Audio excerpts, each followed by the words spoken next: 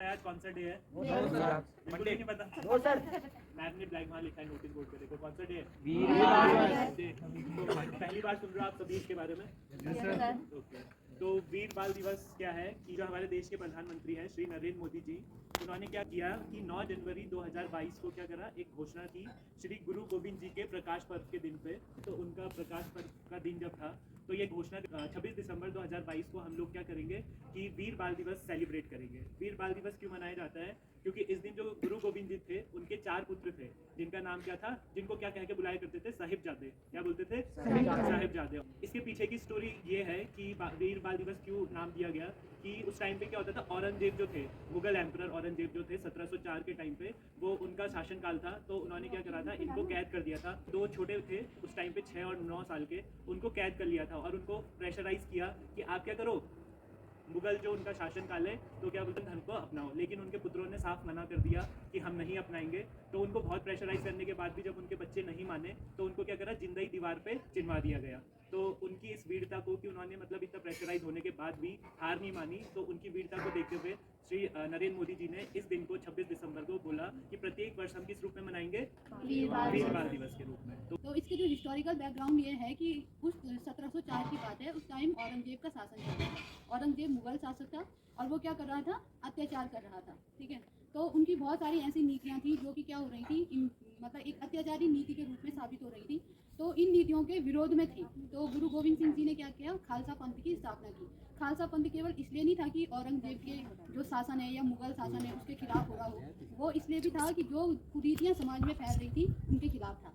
ठीक है, तो उसके बाद क्या होता है कि 1704 में लगभग दिसंबर के टाइम पे जो मुगल सैनिक थे, औरंगजेब ने सैनिक भेजे, उनका एक किला था। तो उस किले को उन्होंने किलेबंदी कर दिया, घेराबंदी कर दी। और जो गुरु गोविंद सिंह जी थे ये और उनकी जनता जो अंदर ही रह गई। लगभग बहुत टाइम तक ये चीज़ ऐसे ही चलती रही। बाहर मुगल सैनिक थे घेरा डाल के बैठे रहे और अंदर उनकी जो लोग थे, आम जनता थी, वो भूख प्यास से पीड़ित होने लगे। तो फिर उन्होंने क्या किया, जो मुगल सैनिक थे, मुगल शासक था, उनके जो सेनापति थे, तो सेनापति के साथ एक समझौता हुआ कि इनको बाहर जाने दो। लेकिन उन्होंने क्या कर दिया, उनके साथ धोखेबाजी कर दी। ठीक है, जैसे ही उनके कुछ सैनिक, गोविंद सिंह जी के कुछ सैनिक किले से बाहर निकले, वैसे ही क्या हो गया, वहां से मुगल सैनिकों ने उन पर अटैक कर दिया। ठीक है, तो गुरु गोविंद सिंह जी के 2 पुत्र थे, एक उस टाइम 14 साल के थे, एक 17 साल के थे। उनका नाम था साहिबजादे अजीत सिंह और साहिबजादे जुझार सिंह। ठीक है, तो इन दोनों ने क्या किया, उनका मोर्चा संभाला। तो इस फेमस युद्ध को कहा जाता है बैटल ऑफ चामकौर। ठीक है, चामकौर का युद्ध इसे हम कहते हैं। यहाँ पर उनके 2 बेटे क्या हो गए, शहीद हो गए लड़ते लड़ते। और उनके जो 2 बेटे थे वो उनकी माता जी के साथ,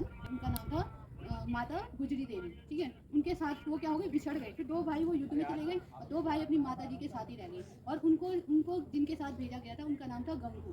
तो गंगू उनको अपने साथ वहाँ से सुरक्षित ले गए, किले से निकाल दी। और गुरु गोविंद सिंह तो लड़ाई कर ही रहे थे। तो उसके बाद क्या हो गया कि गंगू को मुगल सैनिकों ने रिश्वत दे दी। हाँ, उन्होंने कहा कि उनको तुम हवाले कर दो। तो उसने लालच में आकर के क्या कर दिया, उनके 2 बेटों को, उनकी माता जी को मुगल सैनिकों के हवाले कर दिया। मुगलों ने उन पर बहुत जोर, जबकि वो कितने साल के थे, एक 6 साल के थे, एक 9 साल के थे। 2 कौन कौन बचे अब, साहिबजादे फतेह सिंह जी और साहिबजादे जोरावर सिंह जी। ठीक है, तो ये दोनों इतनी कम उम्र के थे और उनकी साहस, उनका वो देखिए कि शत्रुओं के सामने भी उन्होंने जो औरंगजेब की अधीनता स्वीकार करने से मना कर दिया। तो उनको उन्होंने क्या कर दिया, जिंदा ही दीवार में चुनवा दिया। और उनकी माता जी का भी बाद में उन्होंने प्राण त्याग दिया। संविधान को याद करने के लिए उन्होंने 26 दिसंबर को, जिसकी घोषणा हमारे माननीय प्रधानमंत्री श्री नरेंद्र मोदी जी द्वारा की गई। और वैसे देखा जाए तो स्कूलों में ये फर्स्ट टाइम है जब ये डे मनाया जा रहा है। क्योंकि उसको जो चिमटी हुई दीवार के अंदर गाड़ दिया था, लेकिन उन्होंने खुशी खुशी उस चीज़ को ले लिया। जैसे सरदार भगत सिंह, राजगुरु, सुखदेव, इन्होंने जो है फांसी के फंदे को हंसते हंसते ले लिया था, वैसे इन्होंने भी, इन बच्चों ने भी क्या करा था, उस समय थे काफ़ी यंग थे, उन्होंने भी इसको हंसी हंसी उसको ले लिया। और इसीलिए उनको जो है वीर नाम से दिया गया। और आज क्योंकि बाल थे, वो बच्चे थे, तो वीर बाल दिवस के रूप में मनाया जा रहा है। और आपको भी इससे प्रेरणा लेनी चाहिए कि हमें एक निडर होना चाहिए। चाहे सिखों के 10वें गुरु कौन थे? ठीक है, ऑप्शन है आपके अभी टाइम में, गुरु अंगद सिंह, गुरु तेग बहादुर, गुरु नानक सिंह और गुरु गोविंद सिंह। सुन लिया? गुरु गोविंद सिंह है। खड़े होके बोलिए, जोर से बोला, खड़े हो जाओ। ठीक है, एक डिस्टर्ब करो फिर एक बोलो। खड़े उठो, एक। गुरु गोविंद सिंह। ठीक है, बैठ जाओ। टीम बी, क्षेत्रफल की दृष्टि से भारत का विश्व में कौन सा स्थान है? पहले ऑप्शन सुनो, 7वां, 5वां, 8वां और 11वां। 7वां। ठीक है। टीम सी के लिए उत्तराखंड का राज्य पुष्प क्या है? बुरांस, कमल, ब्रह्म कमल या गुलाब? टीम डी, उत्तराखंड के राज्यपाल कौन है? बेबी रानी मौर्य, गुरमीत सिंह, पुष्कर सिंह धामी या इनमें से कोई नहीं?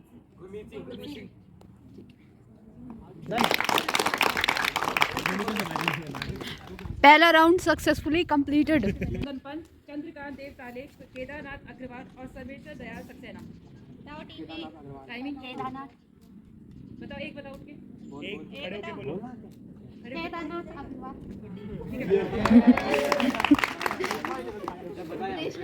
Name the allotrope of carbon which is good conductor of electricity. Carbon का A graphite, B diamond, C both या D none of the above. Team B के लिए आंसर टीम बी गलत है। इन्होंने गलत आंसर दिया है, पास ऑन हो गया है। बताओ।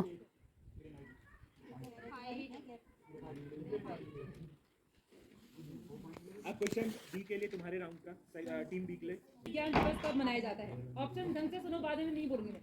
ग्रुप सी सी का पास वाला था। हाँ, डी की बारी है। टीम डी, कबड्डी में कितने खिलाड़ी होते हैं? ऑप्शन सुनो, 8, 9, 7 या 6? टीम ए, कबड्डी में कितने खिलाड़ी होते हैं? 8, 7, 9 या 6? दोनों का गलत। 9। ठीक है, इनको पास होता है। आपस में डिस्कस करो ना, इसीलिए तुम्हें ग्रुप में बिठाए गए हैं। रोज कबड्डी खेलने जाते हैं। डिस्कस करो पहले आपस टोटल प्लेयर्स आते हैं, पूछे जाते हैं। हो गया? इसका क्या डाउट चल रहा है? टीम ए, क्वेश्चन सुनो। पानी से भरी बाल्टी की गहराई कम दिखाई देती है, इसका कारण क्या है? ठीक है, पूर्व आंतरिक परावर्तन, अपवर्तन, परावर्तन या इनमें से कोई नहीं? टीम बी बताओ। पानी से भरी बाल्टी की गहराई कम दिखाई देती है, इसका क्या कारण है? पूर्व आंतरिक परावर्तन, अपवर्तन या परावर्तन? या इनमें से कोई भी। या इनमें से कोई भी नहीं? ऑप्शन ए नाम बताओ। ऑप्शन ए बी मत बताओ। नहीं बताएंगे। हो गया हो गया, अपवर्तन। ठीक है, टीम बी के लिए क्वेश्चन है, सुनो। रक्त का थक्का न जमना किस विटामिन के कारण होता है? ठीक है, विटामिन ए, सी, ई या के? टीम सी सुनो। भारत सबसे बड़ी मीठे पानी वाली प्राकृतिक झील है? डल झील, बूलर झील, चिल्का झील या सांबर झील? ओहो। व्हाट्सएप आया था 9 बताओ। पास टू डी। Team D. मीठे पानी की सबसे प्राकृतिक झील कौन सी है भारत की? है? बताओ। सही। टीम डी के लिए क्वेश्चन है। टीम डी सुनो। कौन सी धातु कमरे के ताप पर द्रव अवस्था में रहती है? ऑप्शन सुनो, ब्रोमीन, पोटेशियम, पारा या सल्फर? ब्रोमीन। जिसको आता है वो बता दो, जिस भी टीम को आता है। इसका पारा। हाँ, ब्रोमीन अधातु है। टीम ए का स्कोर है 4 मार्क्स। एक क्वेश्चन 1 मार्क्स का था, 4 मार्क्स। तालियां बजाओ, सबने बहुत अच्छा एफर्ट्स किए हैं। टीम बी का जो स्कोर है वो है 5 मार्क्स। टीम सी के स्कोर है 4 मार्क्स। अब बचिए टीम डी। कितने होंगे टीम डी के? 7 क्वेश्चन नहीं थे। टीम डी का स्कोर भी है 4 मार्क्स, तो विनर है टीम डी। तालियां। मैं एक दिन अपने गांव में जा रही थी ऐसे ही, तो मुझे किसी घर में काम पड़ रहा था। तो वहाँ एक हमारी जो दादी जी है ना, तो वो कभी कभी आती है घर पे, मुझे पता नहीं था वो घर आ रखी है। तो एक दिन वो नहा के आई और उन्होंने, उनके वैसे वाइट बाल थे और उन्होंने अपने बाल मतलब छज्जे होते हैं ना, तो वहाँ मतलब वो सुखाने बैठ गई ऐसे, मतलब गर्दन नीचे रखी। तो मैं वहाँ गई तो मैंने कहा कौन है ये ऐसे भूत जैसा बैठा हुआ।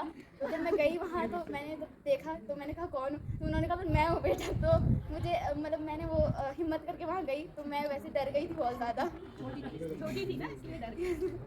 Thank you.